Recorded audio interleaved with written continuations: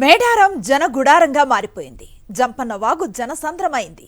పెద్ద ఎత్తున భక్తులు పుణ్య స్నానాలను ఆచరిస్తున్నారు. భక్తుల రద్దీ నేపథ్యంలో గజ ఈతగాళ్లను ఏర్పాటు చేశారు మత్స్యశాఖ అధికారులు. మేడారం సమ్మక్క జాతరలో జంపన్న వాగు వద్ద నుంచి మరింత సమాచారాన్ని మా ప్రతినిధి మహేందర్ అందిస్తారు.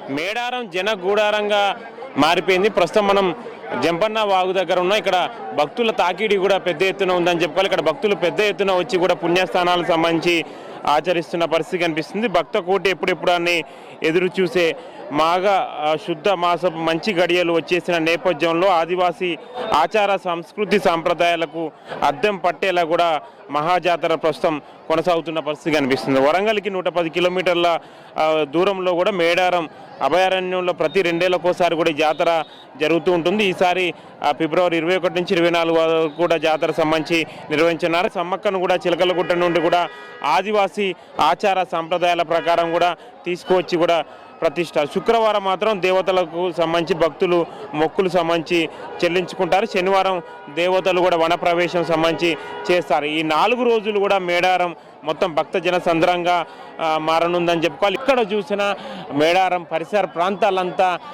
మొత్తం భక్త జన సంద్రంగా మారిందని చెప్పుకోవాలి. మొత్తం డేరాలు సంబంధించి దాదాపుగా 2 కిలోమీటర్ల దూరం వరకు కూడా డేరాలకు సంబంధించి వేసుకున్నారు. చాలా వరకు దూర ప్రాంతాలకు సంబంధించి వచ్చారు.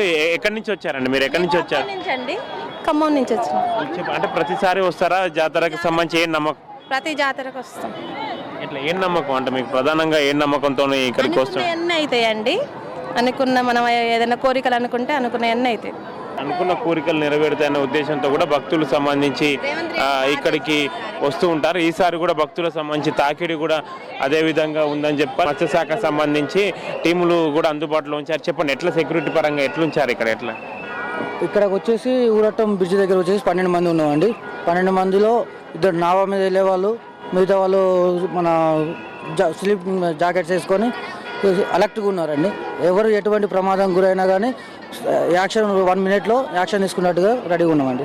మీరు చెప్పండి, ఎట్లా ఏర్పాట్లు సంబంధించి చేశారు? ఎట్లా సార్, టోటల్ ఫిషరీస్ డిపార్ట్మెంట్ ప్రకారంగా మొత్తం 210 మందిని స్విమ్మర్స్ను, గజ ఈతగాళ్లను, 35 మందిని ఉమ్మడి వరంగల్ జిల్లా మత్స్యశాఖకు సంబంధించి 35 మందిని స్టాఫ్ను, స్టేట్ లెవెల్ నుంచి సూపర్వైజర్ ఆఫీసర్తో సహా అన్ని ఏర్పాట్లు చేయడం జరిగింది సార్.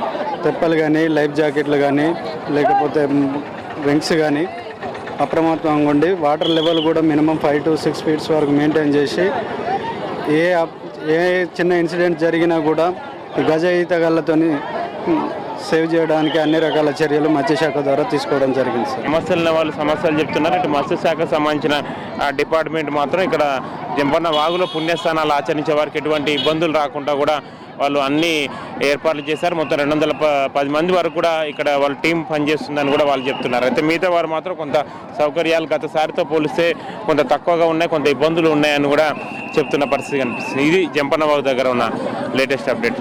కెమెరా పర్సన్ సతీష్తో మహేందర్, సాక్షి టీవీ, మేడారం.